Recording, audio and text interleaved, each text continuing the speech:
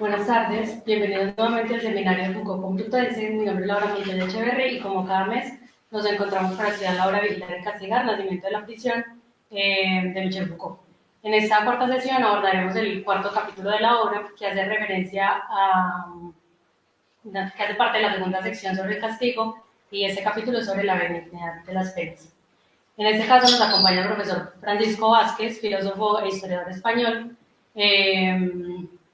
catedrático en la Universidad de Cádiz. El profesor Francisco ha sido autor, junto a Richard Clemenson, de libros como Los Invisibles, una historia de la homosexualidad masculina en España, 1950-1939, traducido al castellano por la editorial Comares, y Hermaphrodites, Medical Science and Sexuality Identity in Spain, 1850-1960, con University of West Press en 2009, y Sex Identity and Hermaphrodites in Iberia, 1500-1800, en 2013.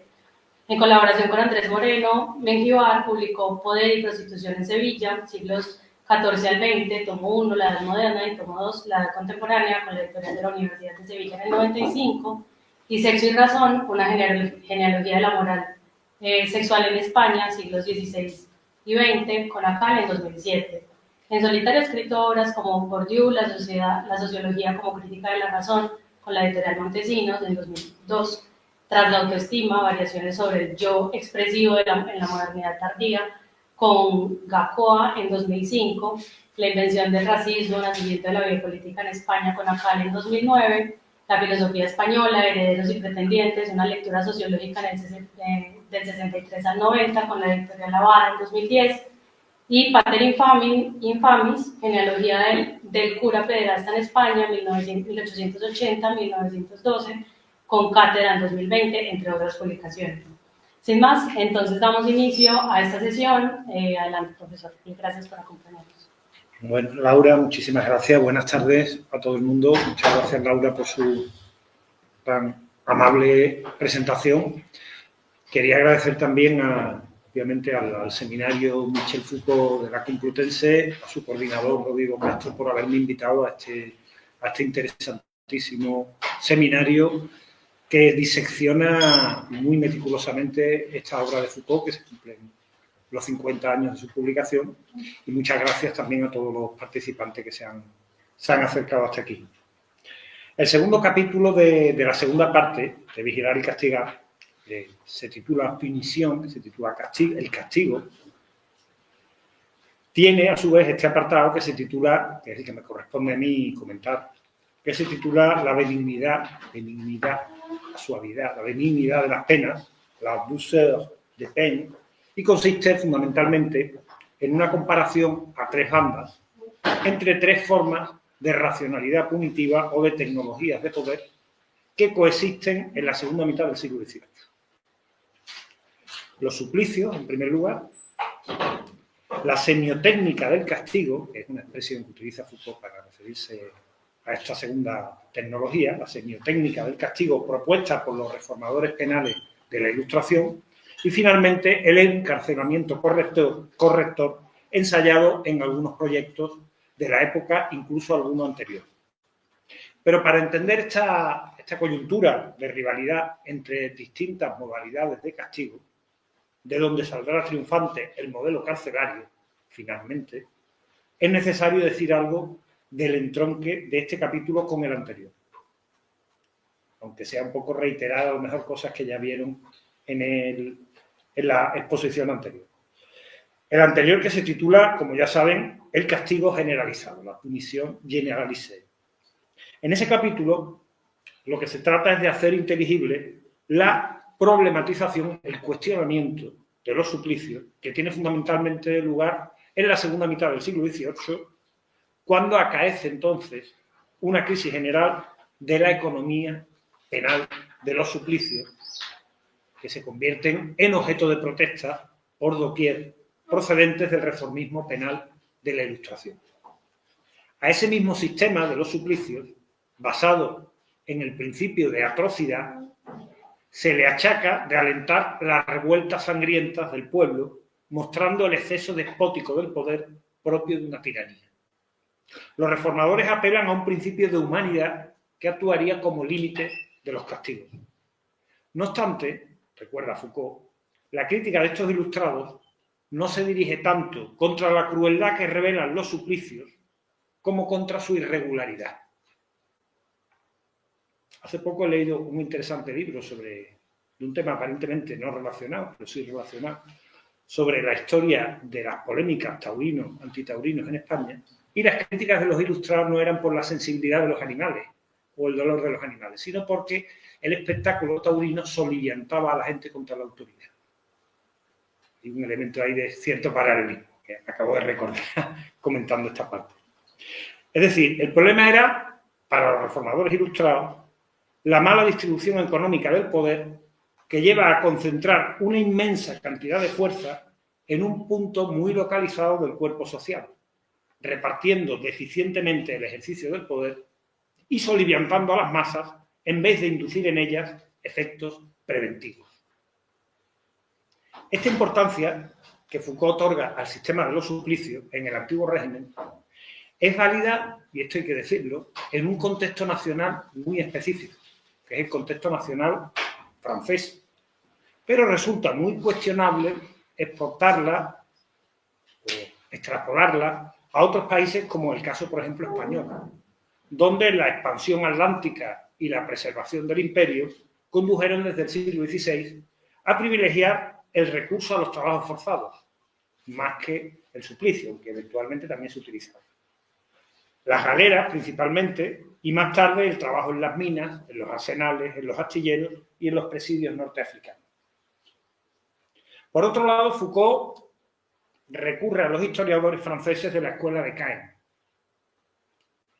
cuya producción se sitúa aproximadamente en los años 60. Pierre Chony, que es un poco la cabeza de fila de este grupo, el matrimonio Yves y Nicole Castan, Bouteler, Boucheron, Llegot, una serie de historiadores que desde la década de 1960 y 1970 venían estudiando las fluctuaciones de la conducta criminal en Francia, centrándose en un asunto principal que es el declive de los crímenes de sangre. Es decir, estos trabajos sugerían que el contexto de la problematización de los suplicios venía marcado por el descenso de los crímenes violentos, crímenes de sangre, y por el auge correlativo de los atentados contra la propiedad. O sea, esta tesis que Foucault formula la recoge de estos historiadores cuyos trabajos son fundamentalmente cuantitativos, son trabajos estadísticos. El cuestionamiento de los suplicios desplegados por los reformadores penales de las luces, entre los que se contaban filósofos, publicistas, magistrados, consejeros y abogados de la Asamblea Constituyente, ahí más allá de la referencia de Foucault al texto clásico de Beccaria, se focaliza fundamentalmente en autores franceses, como Mably, como Boucher-Targy, como Brissot, el girondino, como Marat, como Le Pelletier de Saint-Fargeau, como Vermeil, sin olvidar al mismísimo Rousseau, utilizado por algunos diputados de la Asamblea Constituyente durante la Revolución, favorable a la conservación de penas rigurosas.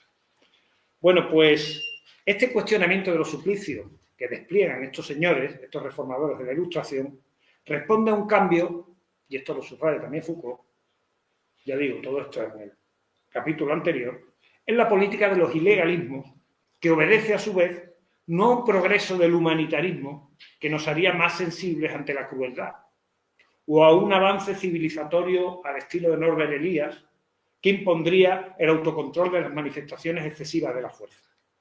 O sea, aquí se toma distancia del esquema teleológico y de la narrativa del progreso, característica de la denominada historia Whiggish, como se le ha llamado, muy común entre los historiadores del derecho. Y en el caso español, gracias a una iniciativa de Mario y de David Domínguez de poner en pie un monográfico de la revista Política y Sociedad con motivo de los 50 años de Vigilar y Castigar, pues eso me hizo investigar la recepción de los historiadores españoles de la obra de Vigilar y Castigar. Y los historiadores del derecho, siguiendo la pauta de un gran reformador penitenciario, que fue Carlos García Valdés, fue el autor de la gran reforma penitenciaria en la época de la transición, finales de los 70, principios de los 80, García Valdés marcó la pauta de esta lectura de la historia de la penalidad en esta línea Whiggish, que yo acabo de señalar. La historia de la penalidad y el fin de los suplicios como una muestra, o se podía explicar por este progreso del humanitarismo y este aumento de la sensibilidad claramente patente en los ilustrados hacia el sufrimiento de los semejantes, ¿no? En la misma época, prácticamente, quizás un poco después, en los 80, se empieza también a articular en España, y ya se venía articulando a escala internacional, otro tipo de explicación del proceso más economicista, más funcionalista y economicista, basada en la obra de los italianos Melosi y Pavarini, por un lado, en la obra de los autores de la Escuela de Frankfurt, Ruche y Kirchheimer, que se habían ocupado también de este tema, y que en España trajo un argentino que se llamaba Roberto Vergali, que era un historiador, falleció no hace mucho, historiador del derecho también, pero de formación sociológica, de formación marxista, y era, digamos, el relato alternativo al relato Whiggish que lo encarnaba García Valdés. Ese era un poco el contexto español de este asunto.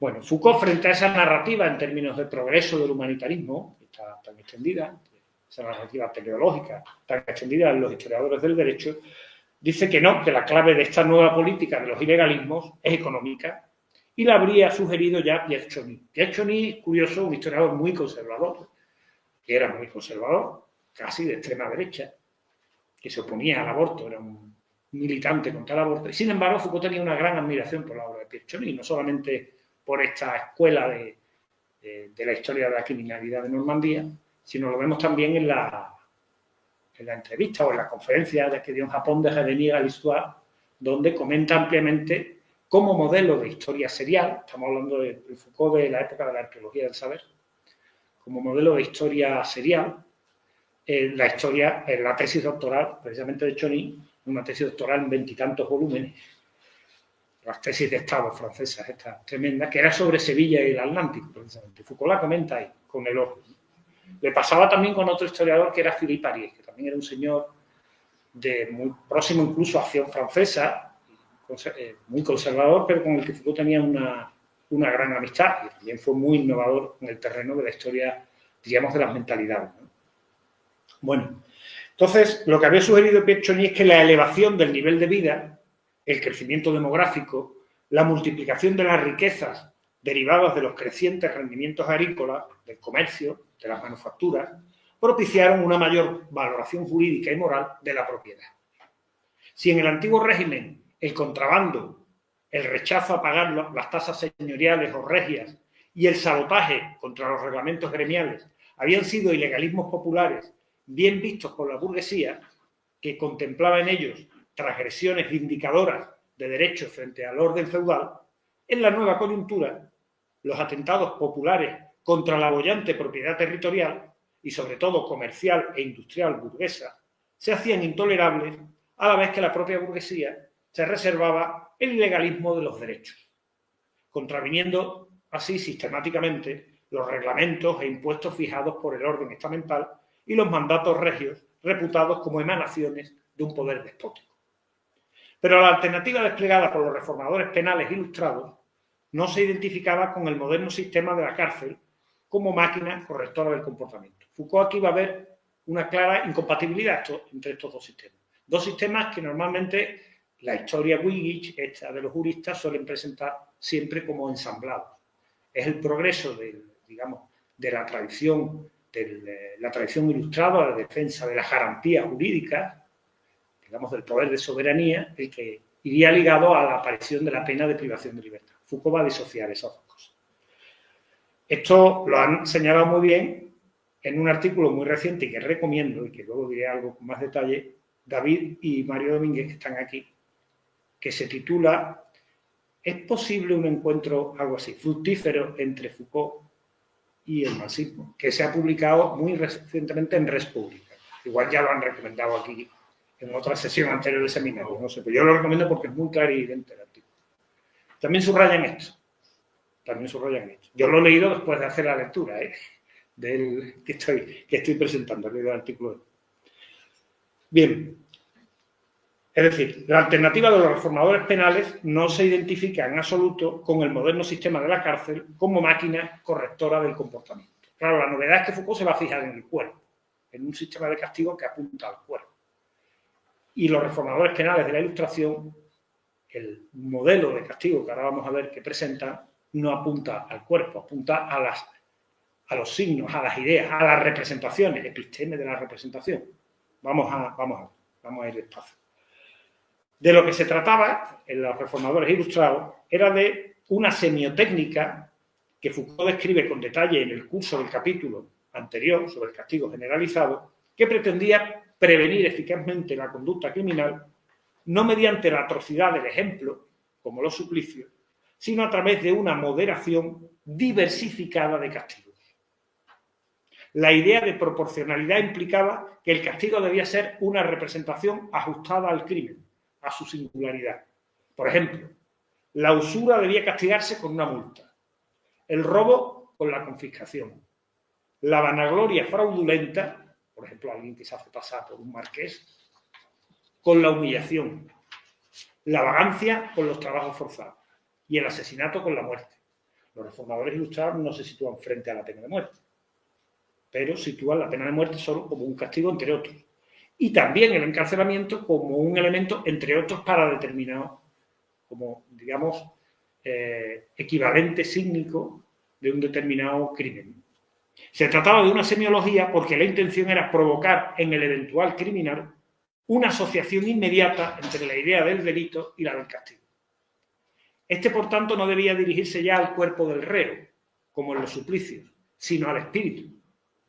Esta proyección del castigo como asociación de ideas, signos, conducente a evitar la repetición del crimen, revelaba, por otra parte, la inserción del discurso de los reformadores penales, y esto lo de la episteme, es lo que las palabras y las cosas denominaban la episteme de la representación. Estamos hablando aquí de Condillac, estamos hablando de los ideólogos, de Stuart de Tracy, donde el signo era afrontado como representación de una representación. Sabemos aquí cauces, vías, túneles que conectan vigilar y castigar con un Foucault anterior. Por otro lado, en una realidad que situaba el poder de la ley, de la soberanía, en el pueblo y no ya en la figura del monarca, el criminal no era conceptuado como un súbdito que afrentaba al rey, sino como alguien que rompía voluntariamente el contrato social, fundador de la sociedad civil y de la legalidad. Vamos a ver esto un poquito más despacio, confrontando, en primer lugar,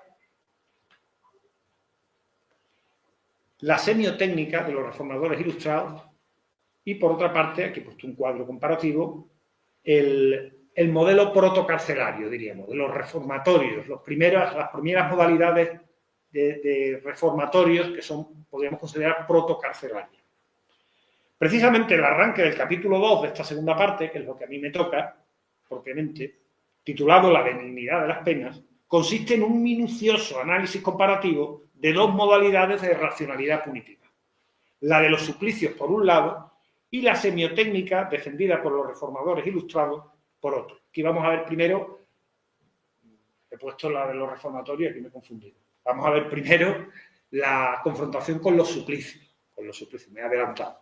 Vamos a ver primero la confrontación con el suplicio. Dos acotaciones al respecto. En primer lugar, ese uso tan meticuloso y geométrico que hace Foucault del método comparativo para especificar las unidades de su análisis, en este caso dos tecnologías de poder diferentes, ahora suplicio por un lado, semiotécnica de los ilustrados por otras, lo había aprendido sin duda de su maestro Georges Dumézil. En sus estudios sobre la ideología trifuncional de la religión indoeuropea, Dumézil aparentemente, ¿qué tiene que ver? Un señor que se dedica a filología de las lenguas indoeuropeas. ¿Qué tiene que ver con esto? Con los castigos, con los suplicios. Bueno, pues hay un vínculo metodológico, ¿no? Esta meticulosidad comparativa de Foucault, ¿no? Del uso de la comparación. En sus estudios sobre la ideología funcional de la religión europea, Dumézil le había mostrado a Foucault cómo contrastar entre sí tanto prácticas discursivas, por ejemplo, el fragmento de un mito indoiranio con el relato de un historiador romano o con una saga escandinava, todos ellos dentro de la familia discursiva indoeuropea. Y también le había enseñado a confrontar prácticas discursivas y prácticas no discursivas. Por ejemplo, el rito adivinatorio de los arúspices de la antigua Roma, abrir las entrañas de un animal para intentar predecir el futuro, y la pieza de una leyenda germánica, ¿no?, por ejemplo. De este modo, las analogías impresionistas, o más o menos salvajes, propias de la hermenéutica tradicional, las que vemos, por ejemplo, en la rama dorada de Fraser, estudios también sobre religión, o en los trabajos posteriores de Mircea Eliade, eran reemplazadas en Dumézil por rigurosos isomorfismos, isotopías, correspondencias funcionales y grupos de transformaciones propias del análisis estructural, o como prefiere llamarlo Foucault, dinástico, al estilo del Dumézil. Foucault siempre dice, sí, mi vínculo con el análisis estructural es con el análisis estructural de Dumézil, no con el de Lévi-Strauss. Esto siempre lo subrayo. Bueno, pues, esta es un poco, primera acotación, este énfasis en la comparación muy rigurosa, muy atenta a los detalles, ¿de dónde viene? Una segunda acotación.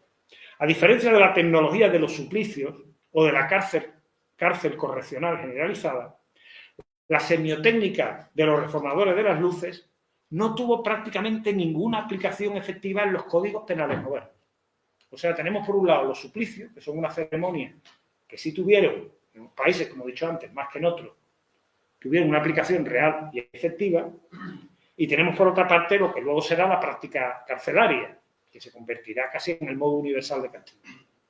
Pero los castigos de la semiotécnica de los ilustrados prácticamente no se plasmaron en ningún código penal real. O sea, tuvieron una existencia puramente discursiva, podríamos decir.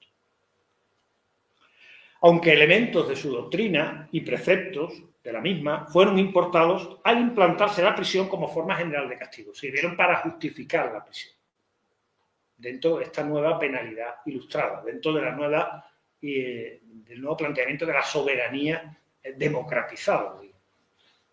Pero Foucault pretende evitar en su relato cualquier tipo de intriga teleológica que sugiera una pendiente lineal y necesaria desde el régimen de los suplicios hasta el moderno sistema carcelario. Por eso, la semiotécnica, que alguien puede decir, bueno, y si esto luego no tuvo una aplicación, ¿por qué Foucault le da tanta importancia? ¿Por qué tiene esta centralidad? Pues permite precisamente romper esa linealidad. Por eso la semiotécnica desempeña un papel relevante. Aparece como una posibilidad que, debido a circunstancias contingentes expuestas en la tercera parte del libro, en particular la extensión y sistematización de las disciplinas en los siglos XVII y XVIII, no llegó a triunfar. Fue una posibilidad que quedó como un camino sin salida, digamos. Pero las cosas pudieron haber transcurrido de otra manera. Es decir, la consolidación de la reforma del comportamiento como el modo más común de castigo penal, que es lo que materializa la cárcel, no iba de suyo, sino que fue el resultado de encuentros y coincidencias imprevistas. La razón punitiva de la prisión, lo que hizo aceptable esta variante penal, no es una razón con mayúsculas y universal, como pretende esa historia teleológica. Se trata de una ocurrencia local que se impuso inesperadamente a otras alternativas coetáneas. El asunto, que yo no voy a tratar porque ya sería en el capítulo siguiente, es cómo la extensión, dirá Foucault, la extensión y sistema, no las disciplinas, como comentábamos antes, no la emergencia de las disciplinas muy antiguas, se remonta a la legión romana, a los monasterios medievales o el cristianismo primitivo, sino esa sistematización de las disciplinas y generalización en instituciones de encierro, cuartel, la fábrica y tal. Esto, dirá Foucault, va a ser el elemento que explique el éxito de ese proyecto que estaba, entre otros, que era el de la reforma, los reformatorios, la reforma del comportamiento a través de estos centros de encierro correccional, porque eso se impuso. En el argumento del artículo que he dicho antes de David y de Mario, se cuestiona en qué medida eso puede ser una explicación suficiente, ¿no? Explicar el éxito de la cárcel por la sistematización y generalización de las disciplinas, porque también hay que explicar ese proceso.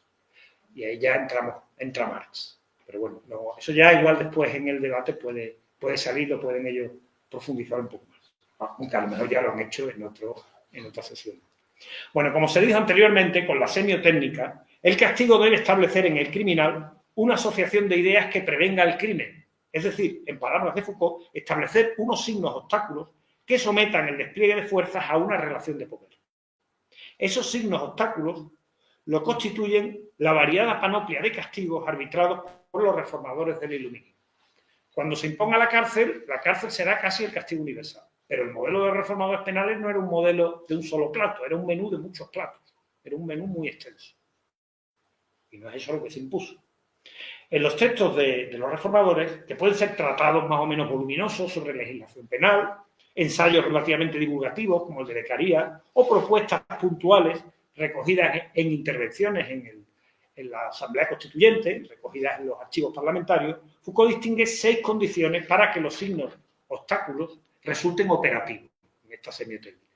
En primer lugar, deben ser lo menos arbitrarios posible, de manera que la simetría de la venganza manifiesta en el suplicio sea sustituida por una transparencia perfecta entre el signo, es decir, el castigo, y su significado, o sea, el crimen. O sea, que uno asocie automáticamente una cosa con la otra, de manera que no parezca una conexión arbitraria.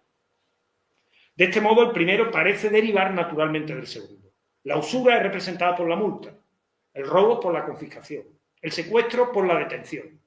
Ahí entraría a la cárcel, pero como un caso entre muchos otros. El vagabundeo por el trabajo forzado y el asesinato por la ejecución. En segundo lugar, la asociación de signos debe actuar disuadiendo al deseo que hace atractivo el delito. Es decir, actúa, esto es muy del 18, muy de la representación, muy de la episteme de la representación, actúa sobre la economía de los intereses y la dinámica de las pasiones. Los atractivos de la pereza, por ejemplo, quedan desincentivados al penar el vagabundeo con las labores forzadas. En tercer lugar, para que la pena tenga un efecto corrector, incidiendo sobre la mente del criminal, debe modularse temporalmente, es decir, debe tener un término, no puede ser indefinida. A diferencia del suplicio, que ponía el cuerpo a prueba, el signo obstáculo apunta a modificar el comportamiento. En cuarto lugar, el castigo no es un signo focalizado en el culpable, sino en todo el mundo, es decir, en todos los posibles culpables. Aquí está la vertiente, diríamos, pedagógica del castigo. Se buscan así castigos más útiles que espectaculares. No se trata tanto de aterrorizar al público, sino de aleccionarlo. De modo que el público al que se dirigen sepa calcular, imaginándolas, las ventajas y desventajas de perpetrar tal o cual crimen. La utilidad implica que la pena no solo se establece en interés del condenado, sino de la totalidad de la ciudadanía. En quinto lugar, el suplicio pretendía disuadir grabando el terror como una marca indeleble en el público. Este quedaba además impactado con la presencia física del soberano.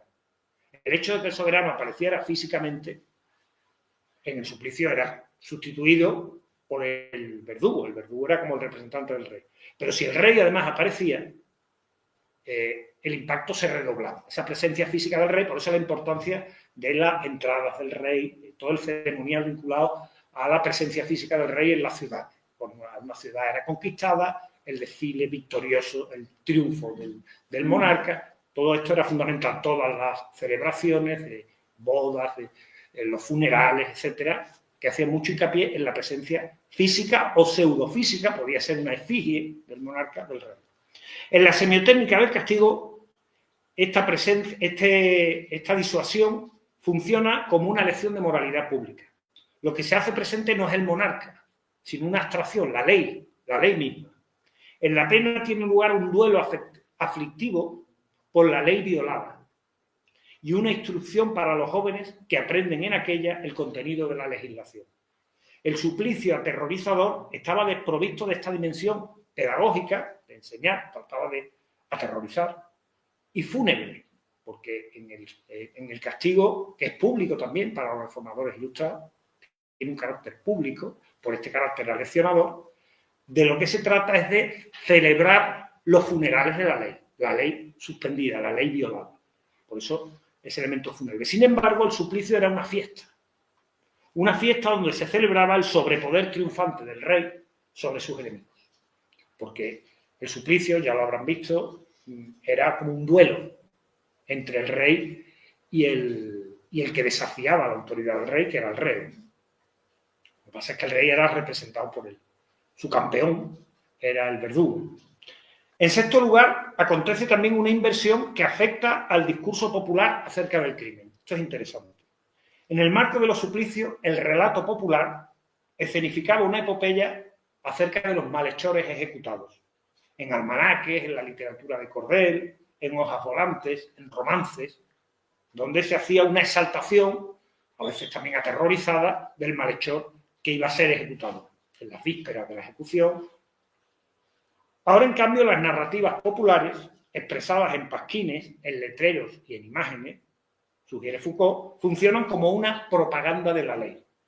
Pensemos, por ejemplo, saliéndonos del marco geográfico de Foucault, en El delincuente honrado. El delincuente honrado es una comedia didáctica y melodramática de Jovellanos que se publicó en 1787, pero que ejemplifica muy bien esto que dice Foucault, donde se cuenta la historia de Torcuato, que es un joven condenado a muerte por haber acabado con la vida del anterior marido de su esposa. La obra es una proclamación abierta de la ley, pues el juez, a quien se descubre como padre del reo, el juez es el padre del reo y se descubre al final, no por ello detiene la ejecución. Esta solo se interrumpe gracias a la acción clemente del soberano que indulta a Torcuato al subrayar su honesto reconocimiento de culpabilidad y, sobre todo, su deferencia hacia la legalidad establecida. Vamos a pasar ahora sí a la confrontación de semiotécnica y prisión-corrección. Hemos visto semiotécnica y suplicio. En la semiotécnica de los reformadores ilustrados, la prisión no aparece nunca como la forma general de castigo. El encarcelamiento solo figura como una pena más para ciertos tipos de delitos o como condición para cumplir penas como la de trabajos forzados. Para hacer trabajo forzado uno tiene que estar detenido en la cárcel. No es raro incluso que algunos de los reformadores de las luces cuestionen el recurso al encierro penal asociándolo con la violencia, la detención arbitraria de las letras de caché, las letras de detención típicas de la monarquía francesa, antiguo régimen, y la oscuridad. Sin embargo, ya en los códigos penales aprobados durante el periodo de las luces, y esto lo subraya Foucault, como el de Rusia, el de Austria o el del Ducado de Toscana, y a pesar de aludirse en ellos a la diversidad de penas señaladas por Beccaria, la cárcel se impuso como pena casi universal. Por eso digo que el modelo de los ilustrados tuvo una realidad puramente discursiva, este modelo de variedad de castigos, ¿no? Foucault se interroga por este novum, por este acontecimiento. ¿Cómo es que la prisión, un tipo de castigo excluido por todo el sistema penal precedente, tanto en los suplicios como en la semiotécnica, se convirtió en la forma más común y casi universal de punición? ¿Cómo es que los modelos de cárcel correccional, surgidos principalmente en Gran Bretaña y en Estados Unidos, se impusieron tan rápido y con tanto éxito? ¿Qué es lo que los hizo aceptables? Fíjense que Foucault no se plantea indagar cómo se impuso en la realidad social cotidiana la figura imponente de las nuevas cárceles reformatorias. Foucault no hace una historia social en la prisión de Walnut Street, de Filadelfia, y cómo funcionaba, y cuáles eran sus avatares cotidianos, cuáles fueron sus directores. No le interesa la realidad social de esa institución. Lo que trata de examinar es qué condiciones la hicieron aceptable, qué racionalidad o régimen de veridicción hizo que esa institución fuera asumida como la mejor solución para combatir los nuevos ilegalismos populares focalizados en la propiedad. Foucault se mueve en la órbita de una historia del pensamiento, de los programas de racionalidad, no en una historia social de las instituciones. Este es uno de los focos de incomprensión entre Foucault y los historiadores. El famoso debate que hubo a finales de los 70, principios de los 80, titulado en un volumen La imposible prisión, que tuvo Foucault con historiadores de este periodo, con Jacques Léonard y con Miguel Agulón y con otros, con Maurice Agulón y con otros, fundamentalmente la discordancia tenía que ver con esto. Y Foucault intentaba decirle, no, si yo no estoy haciendo una historia real de las cárceles europeas en esa época. Claro que fracasaron, claro que hubo revueltas, claro que esto no fue a ninguna parte. A mí lo que me interesa es qué hizo que ese sistema fuera aceptable. ¿Qué modelo de racionalidad? ¿Qué régimen de verdad? Bueno, pues en el capítulo se alude a 5 modelos anteriores de encierro correccional. Estas protocárceles, diría. El más antiguo es el Raspuis de Ámsterdam, que es de 1596, destinado a mendigos y a jóvenes malhechores. Algunos de estos encierros, casi a la misma época que Foucault, lo estaban señalando Merosi y Pavarini en su libro La cárcel como fábrica. cárcel infame. Y ya antes incluso Ruche y Kirchheimer en los 50 también habían aludido a algunos de estos modelos proto-reformatorios penales, ¿no? En segundo lugar, la casa de fuerza de Gante, que es de ya siglo XVIII, 1749. En tercer lugar, el modelo inglés de Hanway, de 1775, donde se trataba de transformar a los individuos bajo el primado combinado del homo economicus y de la conciencia religiosa. Fíjense que la mayoría, no todos, pero la mayoría vienen del mundo, desde luego, protestante y del mundo principalmente anglosajón o calvinista, alguno de ellos. En cuarto lugar, el modelo inglés de Howard y Blackstone, que es de 1779, que coincide con el fin, en Gran Bretaña, con el fin de las deportaciones a Estados Unidos tras la independencia americana. Claro, ya no se deportan tanto los presos, sino se tienen que hacer cargo de ellos y se inventa esta penitenciaría. La penitenciaría de Gloucester se inspira parcialmente en este modelo. Y finalmente el más importante, el quinto, el que he mencionado antes, el modelo de Filadelfia, el de Walnut Street, que es de 1790. Prácticamente estamos hablando de la misma fecha que el panóptico ya, de Bentham. Este modelo retoma en cierta medida el de Gante y el de Gloucester. Es un reformatorio dirigido e inspirado por los cuáqueros, siempre el elemento religioso aquí es muy importante, e implica la conformación de un saber individualizante acerca de los individuos, acerca de los sujetos, con la anotación de la conducta seguida día a día, la observación permanente y los informes de los inspectores, elementos que luego va a recoger la cárcel. Foucault, acto seguido, lleva a cabo una comparación rigurosa entre la propuesta semiotécnica de los reformadores penales y la de los reformatorios, tomando como referencia dentro de estos el de Filadelfia, que constituye en cierto sentido el punto de llegada. Con estos objetivos comparativos, Foucault estiliza los casos históricos reales, dando lugar a una especie de idealtipos. Las convergencias entre el paradigma semiotécnico y el de las cárceles reformatorios son las siguientes. Hay una serie de convergencias y una serie de distinciones, ¿no? Convergencias. En ambos sistemas se produce una inversión temporal del castigo. El castigo no pretende tanto sancionar borrando el crimen pasado como prevenir los crímenes futuros. En segundo lugar, el castigo busca efectos correctivos sobre el culpable. No se trata de eliminar al enemigo, sino se trata de corregirlo. En tercer lugar, la pena aparece singularizada. En el caso de la cárcel, usando el tiempo de la condena. Según la gravedad del delito, así será la temporalidad de la condena. En el caso de la semiotécnica, la diferencia era cualitativa, no cuantitativa. Lo que varía es el tipo de castigo. Si usted roba, pues entonces se le impone una confiscación. Si usted mata, entonces se le ejecuta. La diferencia, la individualización va por una distinción cualitativa de tipos de castigo, a fin de ajustarse al carácter del culpable. Las divergencias, por otro lado, entre ambos tipos serían las siguientes. Ahí en ese cuadro están también recogidas.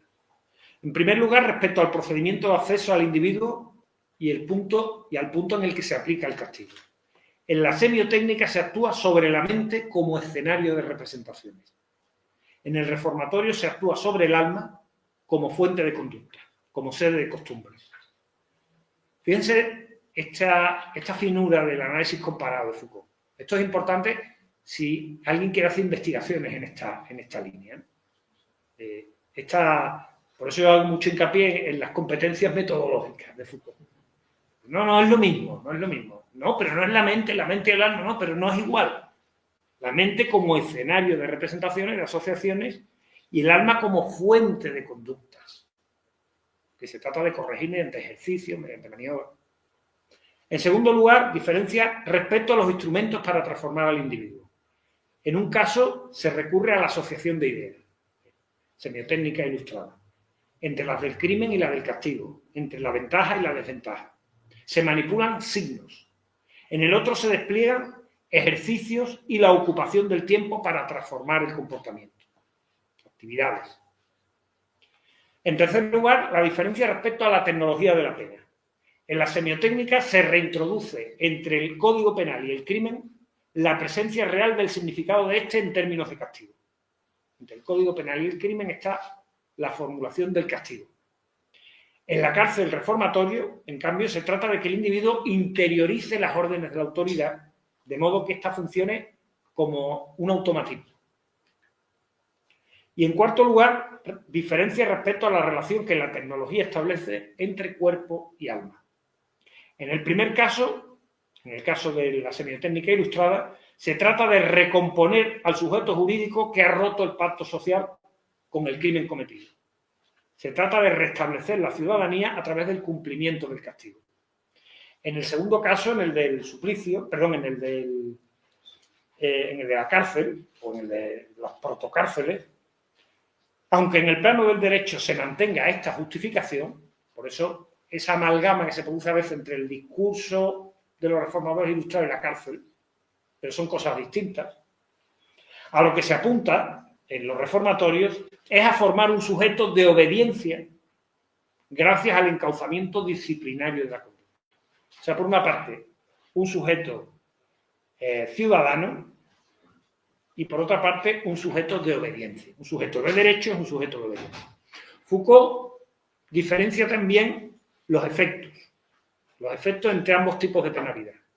Las consecuencias de la penalidad coercitiva, correctiva, propia de las cárceles reformatorias, respecto a la penalidad didáctica o pedagógica, característica de la semiotécnica de los reformadores. ¿Qué diferencias hay en estas consecuencias?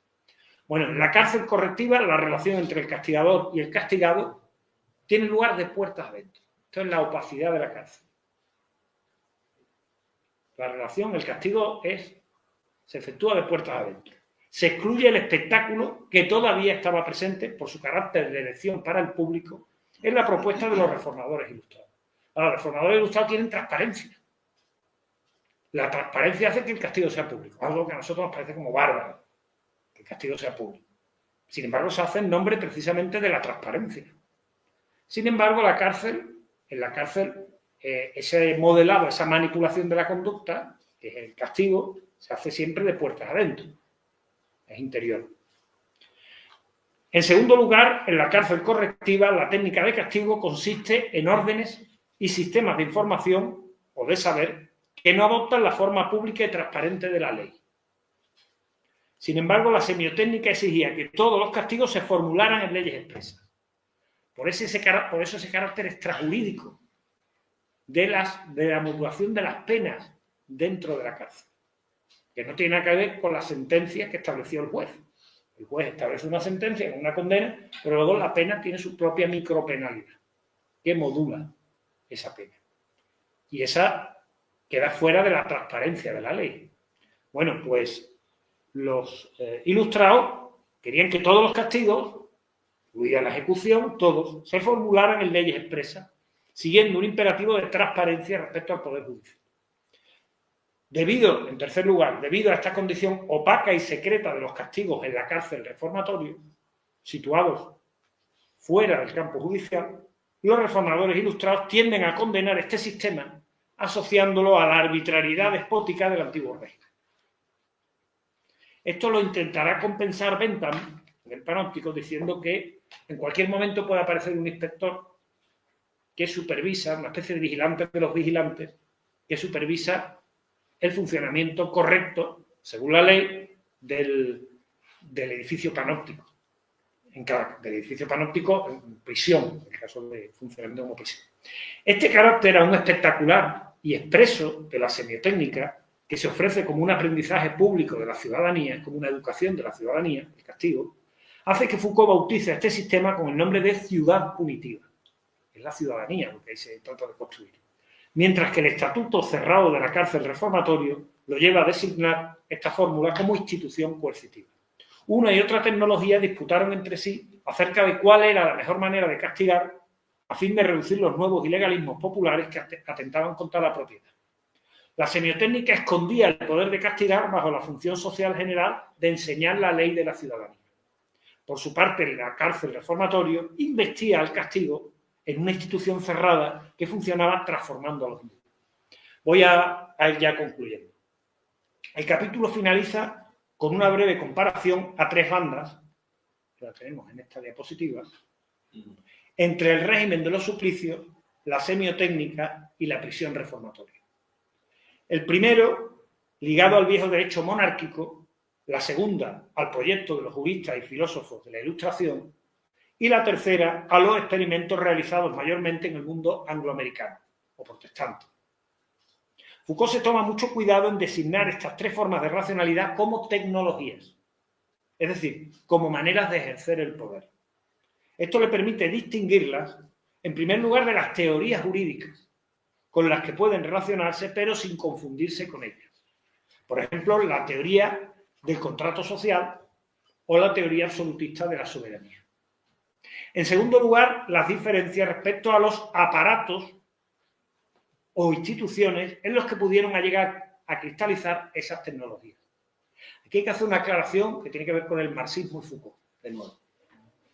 Todavía en el curso titulado La Société Punitive, que es el curso, en cierto modo, preparatorio de Vigilar y Castigar, que se elabora entre el 73 y el 75, la Société Punitive desde el 72-73, donde se habían abordado con anterioridad muchos de los temas afrontados en este capítulo concreto de Vigilar y Castigar, Foucault utilizaba el concepto de aparatos del Estado y usaba esa expresión de filiación marxista o althuseriana, probablemente, para referirse al sistema judicial y al sistema penitenciario. Ahora renuncia a esa noción, subrayando la condición infraestatal de las tecnologías de poder y su dinámica molecular independiente de su captación molar por la administración del Estado. Por último, Foucault distingue las tecnologías respecto a las elecciones morales que las atraviesan. Una cosa es el ejercicio del poder en su materialidad y otra las opciones de valor que lo justifican. Concluyendo el capítulo, Foucault formula explícitamente el problema que tratará de responder en la tercera parte del libro, titulada Disciplina. ¿Cómo es que se impuso la tecnología de la cárcel correccional, reemplazando al régimen de los suplicios y eclipsando la opción de la semiotécnica? Para dar cuenta de este interrogante, tendrá que variar la cronología, que hará un giro inesperado completamente. Eso lo subrayáis vosotros en el artículo. Situándose en un corte de más larga duración y tendrá también que explorar un territorio situado más allá del castigo penal. Claro, a ningún historiador del derecho se le había ocurrido semejante pirueta. A ningún historiador marxista, diríamos, se le había ocurrido aproximarse al derecho penal este giro, ¿no? Pero esa es otra historia que no me corresponde abordar a mí dentro de este seminario, sino allá a las personas que vengan después. Bueno, muchas gracias y vamos a entrar ahora en la discusión. Ahí hay muchos temas que discutir, la relación con el marxismo, si es posible esa compatibilidad, la relación con los historiadores. Foucault hace historia de las instituciones penales, ¿se sitúa en el mismo horizonte o no? Se sitúa en el mismo horizonte. Sobre la metodología, en fin, ya lo que vayan ustedes considerando. Bueno, muchas gracias, profesor, por su exposición. Abrimos entonces el espacio para las preguntas que tengan, los comentarios, la discusión que queramos plantear.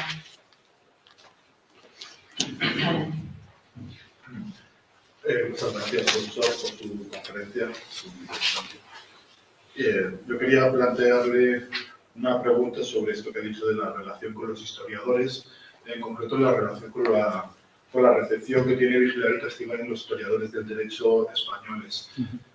No sé si esta polémica que sufre con los historiadores franceses, que usted ha comentado y que David nos explicó en el congreso del año pasado, es extrapolable a la recepción de Vigilar y Castigar en España, puesto que García Valdés, que usted ha citado, habla, si no recuerdo mal, en unos cursos que tiene de doctorado dedicados, de Foucault, de Vigilar y Castigar como una especie de fantasía filosófica, le sitúa incluso en línea con los análisis económicos de la pena, pero por otra parte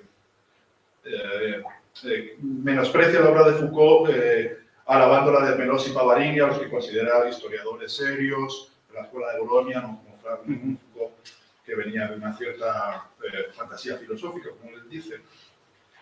Luego, creo que Álvarez Uría critica un poco la posición de García Valdés, me parece, en otros artículos, y entonces quería preguntarle si podía completar en esta recepción española y si esta incomprensión que usted ha dicho de los propósitos de Foucault, que no fueron comprendidos por historiadores franceses, sería extrapolable a esta recepción española.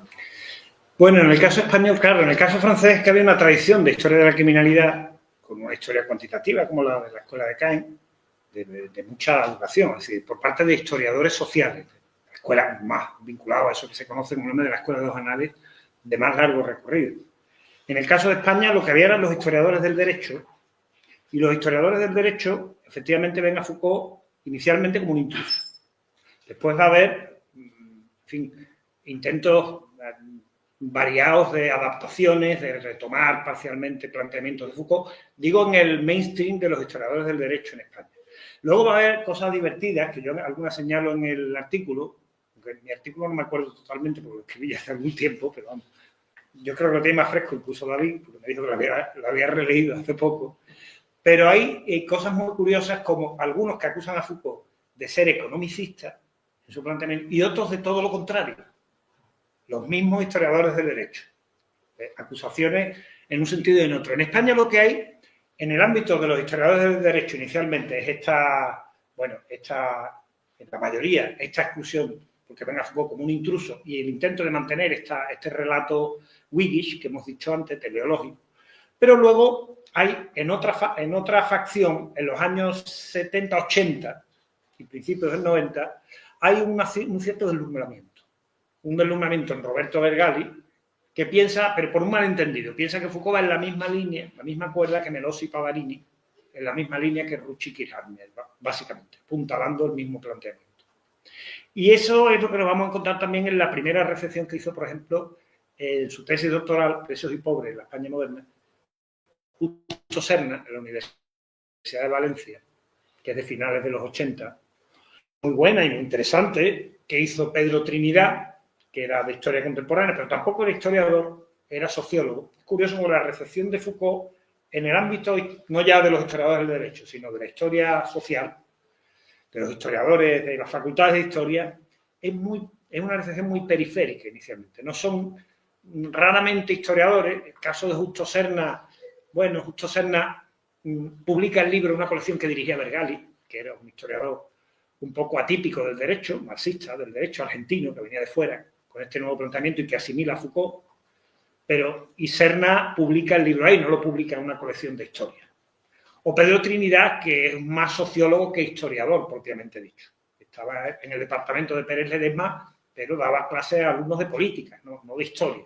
La recepción primera. Pedro Trinidad también se queda deslumbrado en el libro de Foucault, Vigilar y Castigar. Además, comenta que lo leyó en la mili, en el servicio militar, entonces existía obligatorio, y entonces le permitió, como le aclaró el sitio donde estaba. Y él hace una adaptación también de Foucault con los planteamientos de Melosi y Pavarini, y finalmente, fundamentalmente esos dos, y Fraile también, Pedro Fraile, que también viene de la geografía, un discípulo de Horacio Capel que viene de la geografía, o sea, es un historiador de departamentos de historia. En los departamentos de historia, Vigilar y Castigar se ve con recelo inicialmente en una historiografía española a principios de los 80, más o menos, a lo largo de los 80, muy dominada por el magisterio, sobre todo de la historia social, de los contemporaneistas educados, digamos, bajo el cobijo de Josep Fontana, ¿no? Y donde que Fontana es un detractor de Foucault y misericordia en este sentido. Un discípulo de Sacristán, Fontana, no olvidemos, es un planteamiento marxista más tradicional. Esa es la primera etapa de la recepción de Foucault, digamos, en la ciencia de vigilar y castigar, no Foucault, de vigilar y castigar en las ciencias sociales que se ocupan de la historia del derecho penal en España. Luego hay una segunda recepción, ya a partir de los 90 y de la segunda mitad de los 90 y del 2000, de historiadores que llevan ya un trayecto bastante amplio en una historia de la penalidad hecha a una escala mucho más microscópica, mucho más local, de monografías muy ceñidas a trabajos de archivo, gente como Guzmaro, Gómez Bravo, gente como Pedro Oliver Olmo, sobre Navarra, donde ahí, digamos, Foucault va a ser devuelto a su sitio. Es decir, no va más de la historia de la penalidad, aunque ha potenciado muchísimo el desarrollo de la historia de la penalidad y de la criminalidad, también en España. Pero hay que corregir muchísimas cosas y, sobre todo, cuidado que Foucault no hace una historia social. No hay que intentar usar el esquema Foucault, y esto se lo van a achacar a Serna y a Trinidad Fernández y demás, no hay que intentar usar el esquema de Foucault como un corsé aplicado al caso español, porque desafina completamente. Claro, Foucault está haciendo una historia de los programas de racionalidad, no una historia de lo que efectivamente pasó en los ensayos de cárceles en España en el siglo XIX y principios del siglo XX. Con la variedad, además, dentro de España, no es lo mismo a escala municipal que a escala regional, no es lo mismo en la periferia del país que en la parte central, en fin. Y a partir de ahí se ha hecho una asimilación de Foucault como un clásico, como puede ser Marx también, en la historia de la penalidad, como puede ser Merosi y Pavary, pero poniéndolo en su sitio. Sirve para esto, pero sirve para dentro de estos libros. Eso es un poco lo que recuerdo de mi propio artículo que te puedo decir.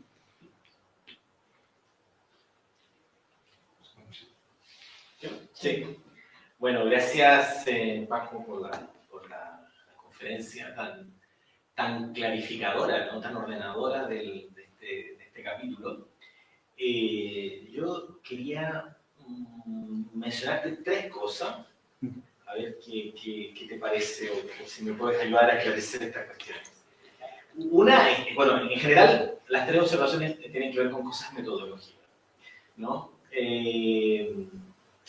En un momento lo dijiste, ¿no? La posible, digamos, el posible, lo voy a hacer con mucha prudencia, el posible aire de familia que en algún momento puede tener algunos aspectos de este capítulo con las palabras y las cosas, ¿no? Sobre todo en esta importancia de la representación, ¿no? Y luego en este desplazamiento hacia algo distinto de la representación, ¿no? Que tiene que ver con la tecnología del cuerpo, la producción del alma, ¿no? Entonces, claro, como tú has trabajado mucho el tema metodológico de Foucault, por eso es que me gustaría preguntar, ¿cómo pensar esa relación entre las palabras y las cosas y vigilar y castigar? Simplemente un aire de familia, simplemente que como lectores, ¿no? Que tenemos presente lo anterior, como que queremos buscar aquí, a lo mejor hay una manera que esto encaje, ¿no? Todas las piezas encajan finalmente. O es que de alguna manera en ese tópico casi, al lugar común de la lectura de Foucault, en ese desplazamiento hacia el momento genealógico, el momento de los dispositivos, el momento donde la centralidad estricta de la cuestión discursiva de alguna manera es desplazada, si no hay algo que permanece de alguna manera, de las palabras y las cosas. Pero ¿qué es eso que permanece? ¿No? Esa es una pregunta. Y luego, en relación con otra cosa que has hecho notar y que también me parece metodológicamente una observación muy fina y muy importante, que es la distinción entre, precisamente a propósito de lo mismo, ¿no? La distinción entre el concepto de mente y el concepto de alma. La mente como ese escenario de las representaciones y el alma como la fuente de conductas, decías. Claro, es también una especie de lugar común de la lectura de Vigilar y Castigar, ¿no? Bueno, es una de las grandes frases del libro, ¿no? De que el libro puede funcionar como una genealogía del alma moderna, de la producción del alma. Pero ¿qué pasa con esto de la mente? ¿Cómo entenderlo exactamente? Porque en el nivel de análisis que parece que se está situando aquí Foucault, que es la cuestión estrictamente de los signos, de los discursos, exactamente la mente, ¿qué es? La mente es también una producción como el alma, o como va a ser pensada luego el alma en el escenario de la tecnología del cuerpo. ¿Cómo pensar esa cuestión en un sentido más filosófico, ¿no? Si es posible? Y por último, lo tercero, la cuestión del tiempo. Bueno, esto por obsesiones que algunos aquí las comprenderán, ¿no? Que me tienen atravesado ya hace algunas semanas. Esta afirmación de que el tiempo, en el contexto justamente de la semiotécnica, es un operador de la pena, la frase que utiliza Foucault. ¿Qué significa exactamente eso que sea operador de la pena? Porque uno podría decir, bueno, claro, aquí hay como una distinción entre el tiempo como representación, ¿no? Y por lo tanto esta operación de la semiotécnica de una temporalidad de la pena que está dirigida al borrado del pasado, ¿no? Y por otra parte, el tiempo, no como representación, sino el tiempo propiamente como técnica, que está más bien dirigido a la intervención sobre el futuro, ¿no? A producir algo en el futuro, ¿no? Entonces aquí también hay una cuestión que me parece de interés metodológico. Porque al decir operador, ¿qué quiere decir con eso Foucault, que es operador de la pena? Que la representación también tiene una dimensión tecnológica de alguna manera. No sé. Bueno, esas son 3 cosas que te quería comentar. Bueno, menudas preguntas, ¿no? Vamos a ver lo primero. No, de eso se trata. Vamos a ver, las palabras y las cosas, vigilar y castigar. Bueno, durante mucho tiempo, la relación que se establecía entre estos dos libros, habitualmente, hay estas escalas, ¿no? Que yo he señalado antes, lo de la representación. Claro, los ideólogos, muchos de los reformadores penales, últimos sobre todo, están vinculados a la ideología. Los ideólogos en el sentido de la ideología, de esto y de trasismo, no en el sentido del concepto marxista de ideología, estaban dentro de la episteme de la representación, pero eran individuos con un sentido evidentemente práctico, eran políticos, eran hombres de Estado, y entonces esos planteamientos teóricos los querían materializar en proyectos públicos, por ejemplo, en la manera de castigar, ¿no? Entonces ahí se ve esa conexión. Durante mucho tiempo en la literatura sobre Foucault se construyó una especie de vulgata que venía a decir que, bueno, en las palabras y las cosas había una aproximación puramente descriptiva de las transformaciones discursivas que dan lugar a las ciencias del hombre, se sitúa en un nivel descriptivo de análisis entre discursos, donde las prácticas no discursivas no comparecen prácticamente en ningún momento del libro, y vigilar y castigar sería el elemento explicativo, sería el momento genealógico, el momento arqueológico, pero que se mueve, a diferencia de la historia de la locura, a diferencia de nacimiento de la clínica, donde las prácticas no discursivas comparecían, en las palabras cosas no comparecen, porque es una descripción exhaustiva de transformaciones de los discursos. Y vigilar y castigar, sin embargo, introduciría el elemento genealógico, el elemento del poder, el elemento explicativo. Claro, esto que Foucault ya empieza a elaborar en los años 70, primeros 70, la verdad y la forma jurídica se ve, incluso antes, la idea de cómo las tecnologías de poder operan como matrices de saber, como matrices de formas de saber. Por ejemplo, Foucault señala como la indagación, la enquête judicial, que aparece ya con los suplicios, vinculada a los suplicios, esa investigación que hay que realizar, que viene con la sustitución del derecho germánico por el derecho romano, principalmente, implica, dice Foucault, va a ser la matriz, esa enquête va a ser la matriz de toda una serie de disciplinas empíricas. Y entre ellas la historia natural. Y en un momento dado menciona a Bacon. Bacon, el juez, el ministro, diríamos, el canciller de justicia, que también es el padre del método de las ciencias empíricas modernas, ¿no? O sea, ahí son conexiones que vemos también, puentes que vemos también entre lo que en un lugar está visto en términos simplemente de modificaciones discursivas, en el otro lugar aparecen la instancia del ejercicio del poder, las tecnologías de poder. O también cuando habla de Bentham y habla del examen. El examen, claro, por un lado, la enquête sería la matriz de las ciencias empíricas. ¿Cuáles son las ciencias empíricas en las palabras y las cosas? Las ciencias empíricas son la historia natural, la gramática general, el análisis de la riqueza, principalmente. Y luego van a aparecer las ciencias humanas, que es otra cosa distinta. Las ciencias humanas, con la transformación de finales del siglo XVIII, todo lo que explica Foucault del trienio de los saberes, etcétera, la aparición de esas tres regiones, la psicológica, la antropológica y la sociológica.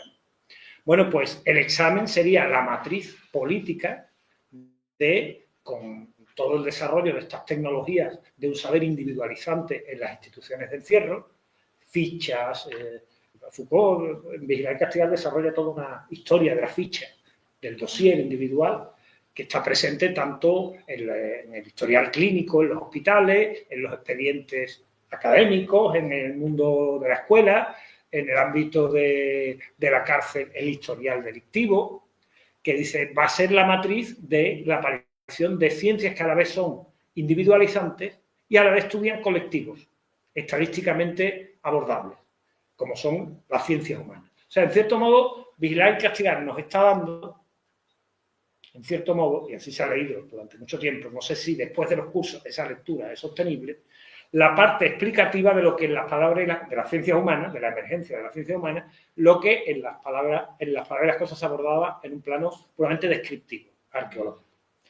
Claro, cuando uno después lee el curso Seguridad, Territorio y Población, ahí tenemos un análisis genealógico y está ya el concepto de biopolítica, que en Vigilar y Castigar todavía no está prácticamente planteado. Ahí vemos un desarrollo mucho más a fondo, por ejemplo, en todo lo que hace Foucault sobre el gobierno económico, la gubernamentalidad económica, vemos los nexos muy claros con el análisis de la riqueza y con la aparición del saber económico, ¿no? La conexión está todavía más clara. En términos no de matriz, como dice Foucault en la época de la verdad y la forma jurídica y Vigilar y Castigar, de matriz política de saberes, de formas de poder saber, sino en términos de tecnología de gubernamentalidad. Y ahí empieza a hablar de la gubernamentalidad. Otro elemento interesante de convergencia entre las palabras y las cosas y Vigilar y Castigar, que esto lo he recalcado yo antes, es de tipo metodológico. La comparación esta que yo he presentado aquí entre suplicios, semiotecnia y reformatorios, recuerda mucho esa comparación tan rigurosa que hace Foucault entre la historia natural, el análisis de la riqueza y la gramática general, de las palabras y las cosas. Tengo también ese mismo ejercicio que yo pienso, y Elden me da la razón, pero yo lo había dicho antes que Elden. Lo que pasa es que Elden tiene con más documentos, pues yo trabajé con lo que había en los años 80 de Foucault, el Foucault que hay ahora y el que había cuando yo hice mi tesis sobre Foucault no tiene nada que ver, pero Elden dice también que Dumézil es la base del método comparativo en Foucault. Y es esa meticulosidad, esa búsqueda de isotopías, de isomorfismo, eso lo vemos en el mismo Foucault en las palabras y las cosas, con los discursos, y en Vigilar y Castigar con las tecnologías de poder. O sea, captar la singularidad del acontecimiento implica un ejercicio muy fino de la comparación. Foucault aquí es heredero de Dumézil y en el fondo heredero también del énfasis que en el método comparativo se ha puesto, y en el afinamiento del método comparativo se ha puesto en las ciencias sociales francesas, por lo menos desde el principio del siglo XX. Desde Benveniste, que sería, en cierto modo, el maestro de Dumézil, pero también, por otro lado, en la Escuela de los Anales de Marc Bloch. Todos los desarrollos, todos los textos del Bloch, de Marc Bloch en los Anales sobre el uso del método comparativo, confluyen en esta práctica que en Foucault me parece bastante ejemplar y que la vemos también en los dos textos, como un asunto metodológico. En fin, eso es lo que se me ocurre respecto a lo primero. Había muchas más cosas, hay que decir. Sobre lo de mente y alma, aquí el asunto es más interesante incluso, porque claro, la mente como escenario de representaciones y de asociaciones nos lleva a esa definición, en cierto modo, que aparece en las palabras y las cosas, y hilo con lo anterior, de lo que llama Foucault ahí la naturaleza humana, como lugar como teatro, como lugar donde se asocian, se llevan a cabo los distintos emparejamientos y asociaciones y la búsqueda de las leyes de composición de las representaciones. Pero no se va más allá del espacio de la representación. Foucault sitúa el límite en Sade. Dice, claro, el Sade sigue en la representación, aunque la representación en Sade es el deseo. Pero todavía no se ha ido más allá de la representación. Es decir, no aparece el sujeto de acción. Pues fíjate que la mente, aquí en Vigilar y Castigar, es también un teatro de representaciones, un espejo. Metáfora que Rorty sí va a cobrar. Es un espejo, es esa naturaleza humana que está en Hume, que está en Descartes, que dice Foucault, bueno, y hace la función de combinar lo que en el escenario clásico era la finitud del entendimiento humano y la infinitud divina o la infinitud de la voluntad, por otro lado. Es la función que tiene la naturaleza humana. Y que Foucault decía las palabras y las cosas, y que no tiene nada que ver con el hombre. Kant, la siguiente mutación. ¿Y qué es el hombre en Kant? Es un sujeto que está más allá del espacio de la representación, o más acá, y que es acción. Y luego ya el idealismo alemán, y Fichte y tal, esto lo van a desarrollar. Foucault conocía muy bien eso desde su tesina. Ahora se ha publicado la tesina de Foucault, que es una lectura de la fenomenología del espíritu de Hegel. Ahora descubrimos a un Foucault, todavía no se ha traducido, Foucault muy filósofo, ¿no? También el discurso filosófico. Yo creo que eso está aquí también, en esta contraposición. O sea, por un lado, la mente como escenario de representaciones, como este teatro, como la naturaleza humana. Por otro lado, el alma como fuente de acción. Fuente de acción en la prisión y, por lo tanto, de ejercicios, de maniobras que son corregidas, pero que eso se puede perfectamente conectar con todo el análisis que hace de Kant, de la analítica de la finitud, de la aparición del hombre, de la emergencia del hombre en las palabras y las cosas. El hombre que es pues un ámbito que es condición de posibilidad de la representación y está antes de la representación. Y que en el escenario clásico no podía aparecer. En la pintura de Velázquez, en las Meninas, está Velázquez, pero está como objeto representado. No puede aparecer como objeto representado y como ejecutor de la representación, porque entonces, dice Foucault, desaparecería del cuadro. No lo veríamos. Estaría haciendo el cuadro y no lo veríamos, ¿no? Yo creo que esto puede estar aquí también presente de alguna manera. Y es otro cauce, otro puente con las palabras, con elementos de las palabras y las cosas. Son cosas que se me han ocurrido a raíz de lo que tú has dicho, ¿eh? No es una cosa que tuviera preparada ni que yo haya desarrollado. Son pistas, ¿no? Y finalmente el tema del tiempo. Claro, el tiempo es operador de la pena en todos los sistemas.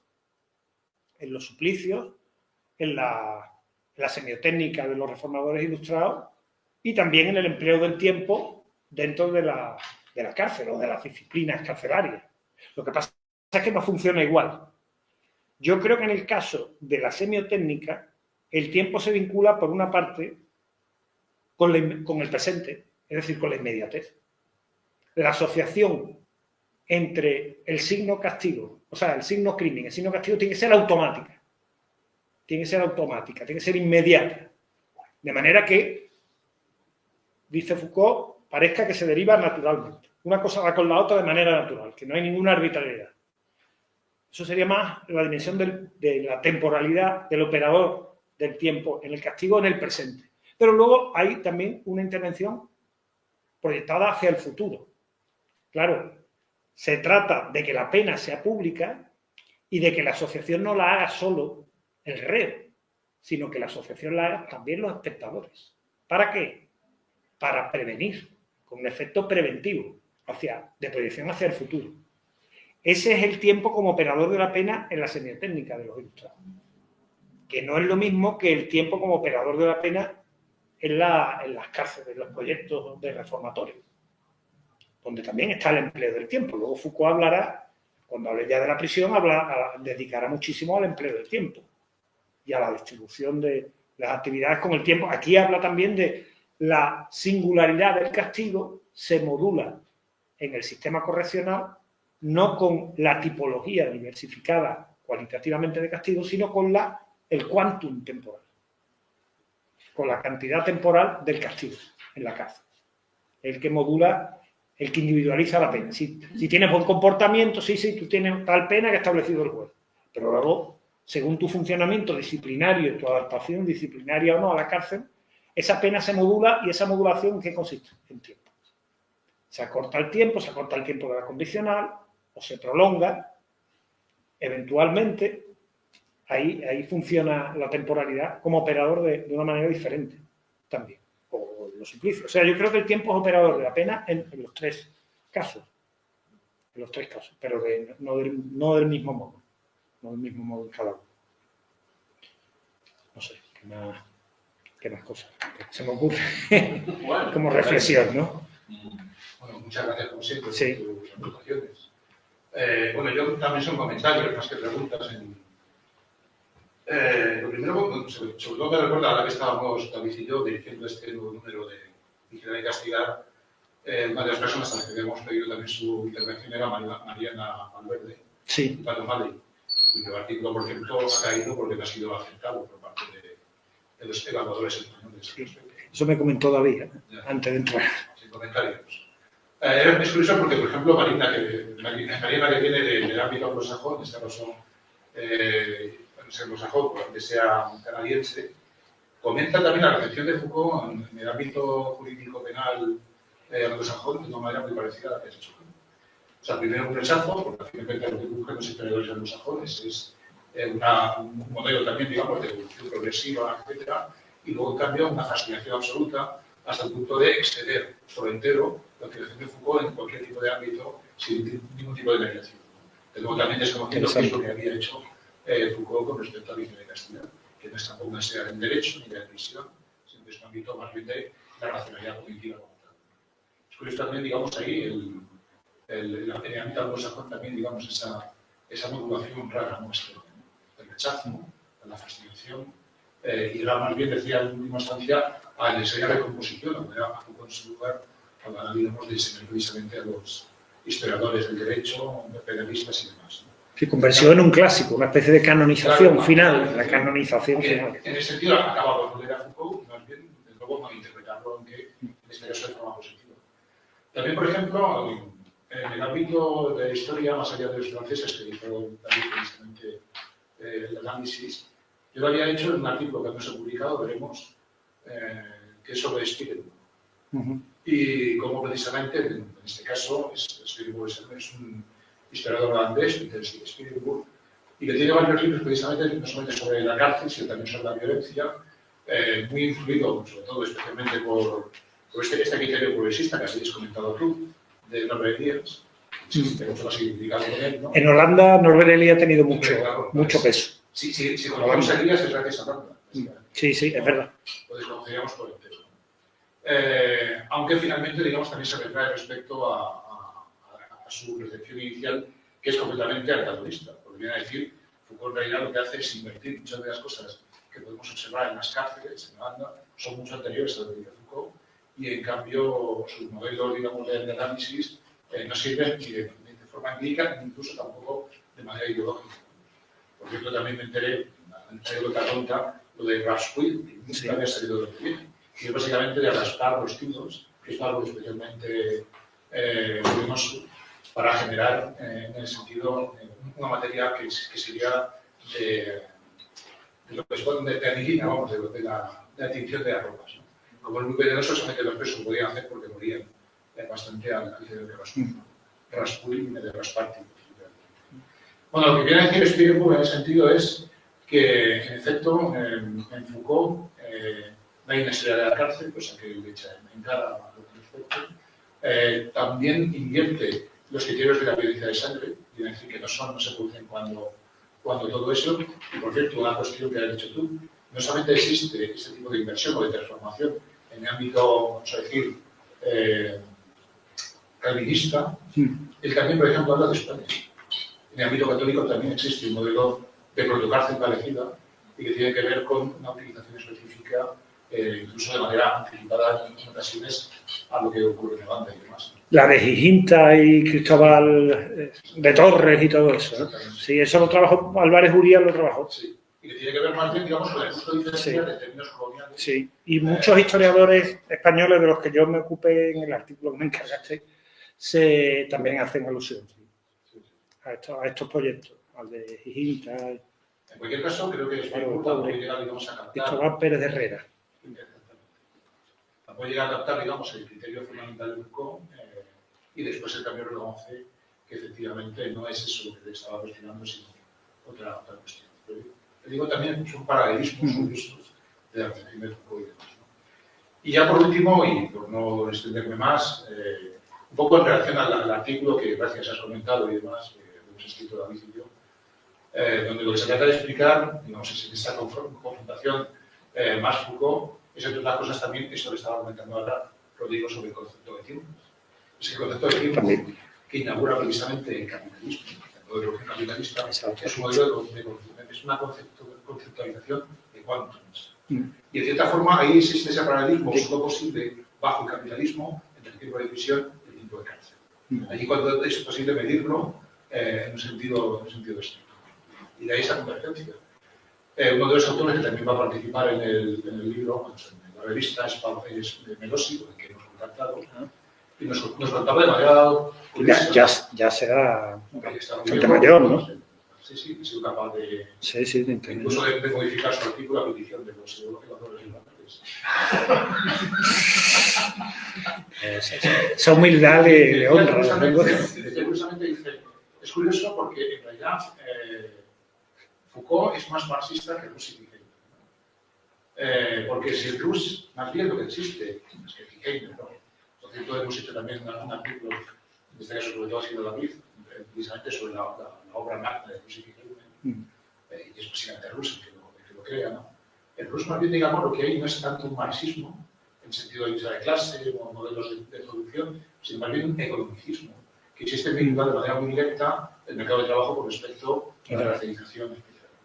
Y en cambio Foucault es mucho más marxista en ese sentido, porque entender cómo la disciplina es capaz de generar en ese sentido fuerza de trabajo, etc. Ahí como tal, y desde luego el Foucault más marxista no es precisamente el vigilar y castigar, sino el de social. Mucho más. Porque está todo el tema de lucha de clases, etc. Y Thompson está mucho más presente. La agencia está más presente. Yo creo que vigilar y castigar es más funcionalista. Sí. La explicación que él hace de cómo la cárcel se mantiene, porque funcionalmente fabrica, claro, no cumple su objetivo, digamos, intencional, que era reformar al delincuente, pero curiosamente genera una población delincuente que va a servir de rompehuelgas, de esquiroles, de manejadores de circuitos de tráfico de armas, de tráfico de drogas, etc. Y eso hace que se estabilice. Es una explicación de una retroalimentación funcionalista absolutamente, vamos. No hay agencia ninguna. Digamos, la mayor parte de las frases que indican y castigar son el on francés, ¿no? Sí. No hay sujetos, no hay agentes concretos, no hay clases, ¿no?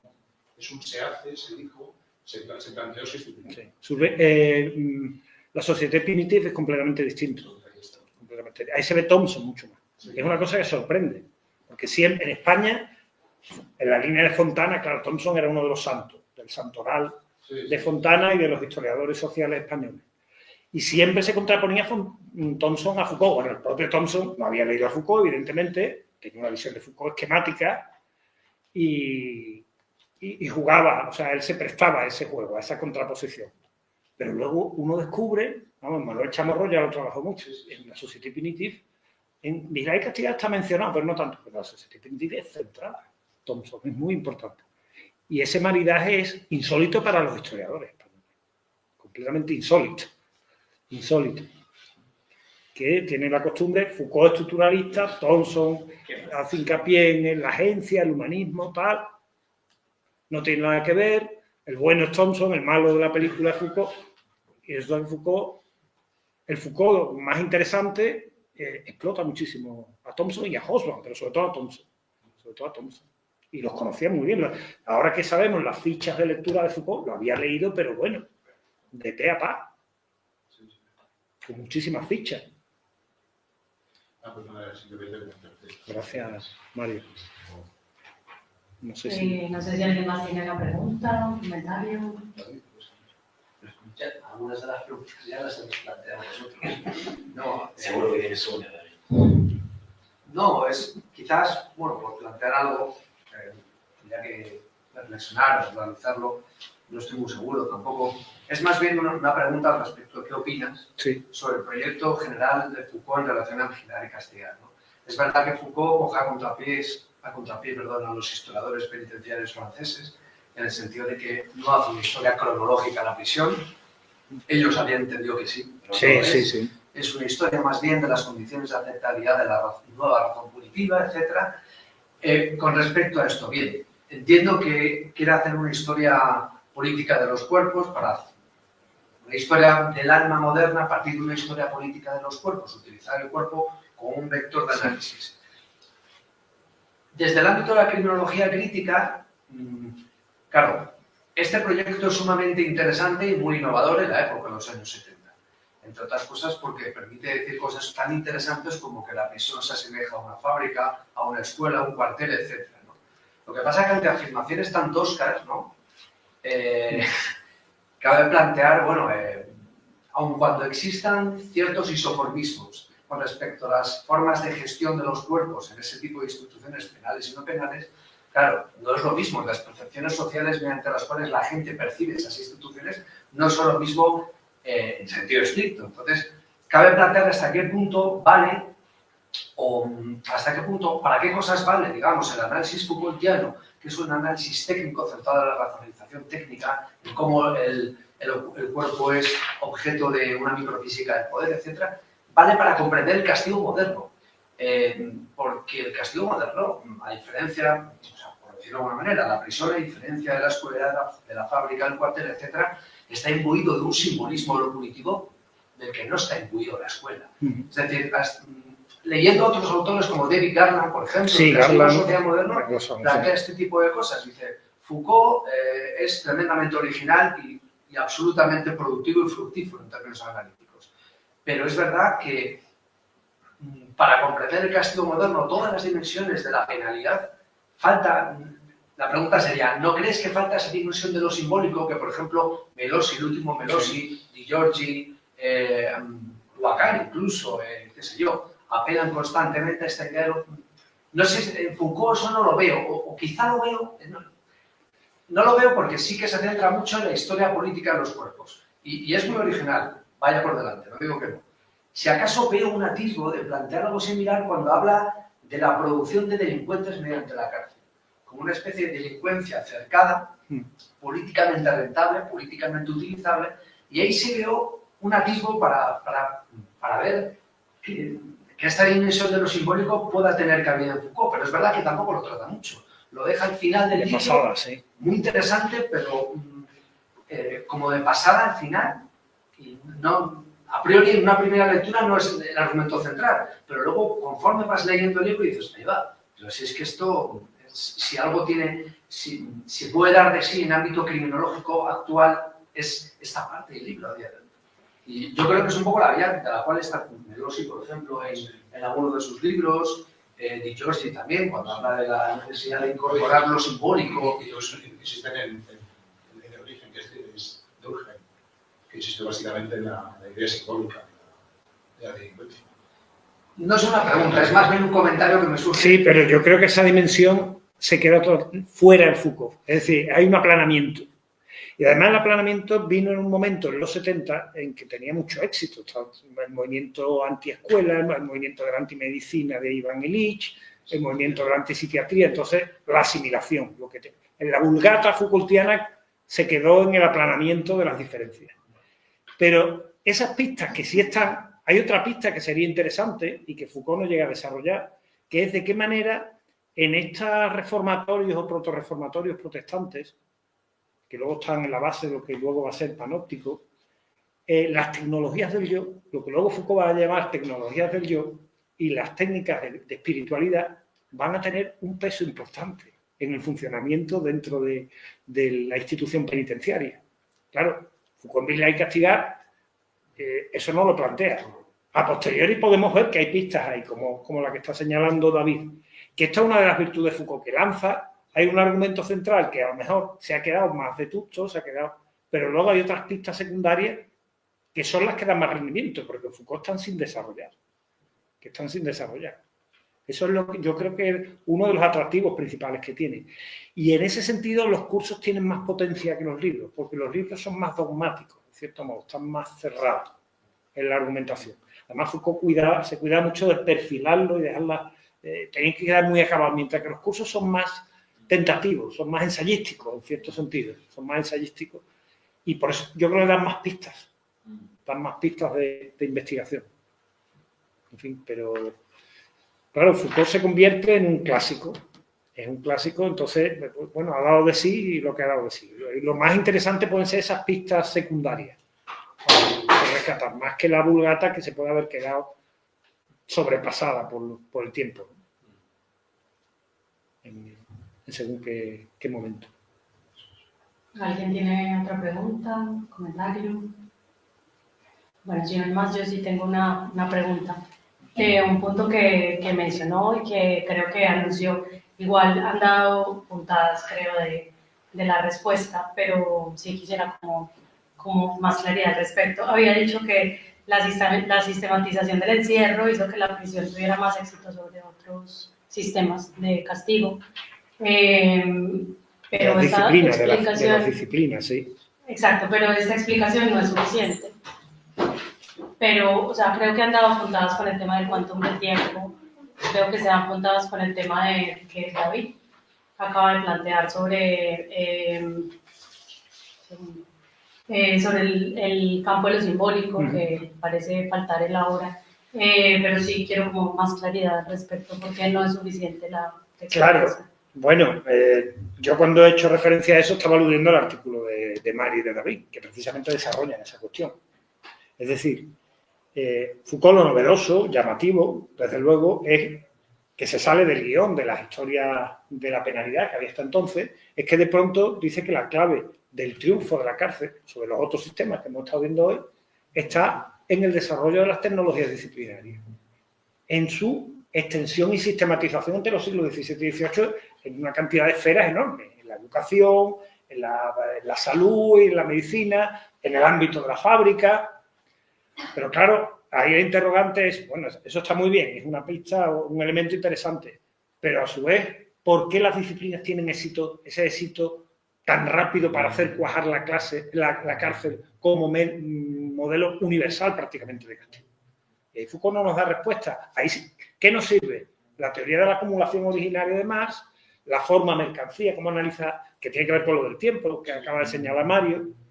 Es decir, todos esos elementos que nos permiten no borrar a Foucault y sustituirlo por Marx, en este caso, sino articular las complementariedades y ver que en el fondo Foucault, que además Foucault en muchos momentos lo dice, que él dice, yo no sigo una vulgata marxista, pero me interesa el Marx que habla de la guerra.